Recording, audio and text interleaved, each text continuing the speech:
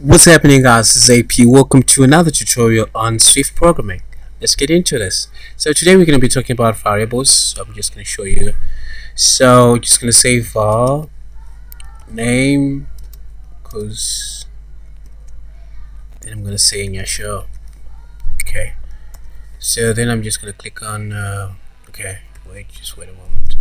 Print. I'm going to say name. So name. It outputs name. So this var is a keyword that represents a variable. So this is the name, and value in the Nyasha is the container, is the value, sorry, and name is the container. So the definition I'd like to give you of a variable is a container. So let me just show you something. Bring up this picture. This is for coffee, and this is for tea, and this is for sugar. So this is each and every container. It represents something. This represents coffee, and this represents tea, and this represents sugar. So like I said, variables are containers. So I'm gonna save okay, synum, sorry, synum, say equals to, sorry, say Mazokere, say Mazokere. Then I'm gonna click on run. Okay, run. Then I'm just gonna click on printer. I'm gonna say synum. Okay, synum. I think I love this autocomplete. So it says Nyasha and it says Mazokere. So these are containers. So this synum represents this value, and this name represents this value. So that's mainly what our containers are, and there are rules in writing this. So let's say I want to write another variable. I'm gonna say five name, and I'm gonna say equals, and I'm gonna say yeah, sure. I'm gonna say hi. Okay, let me just write hi. Let me try to output this. So it gives me an error because you cannot start a variable name with a number.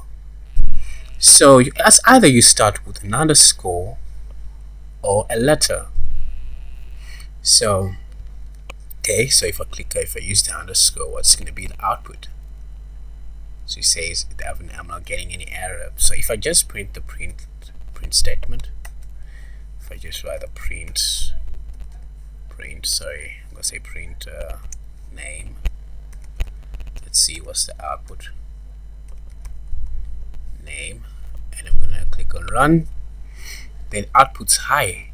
So as you can see, like I said, there are rules in writing variables. So let me just bring out my notes, my sticky notes, so that we could write some notes and do an overview of this. So variables are containers.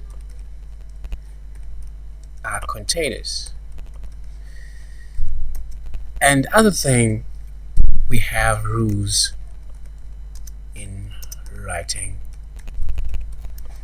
variables. Okay, so what are the rules? Use an underscore or a letter in writing variable names.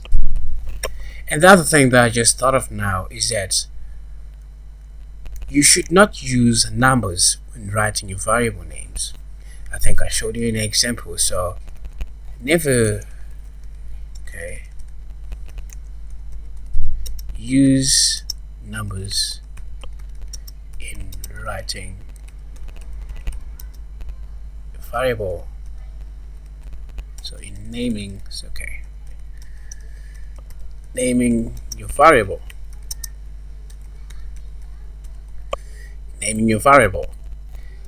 Or otherwise, okay. But it's in the you can also, but you can use them after a letter. Let's give you an example. Okay, example.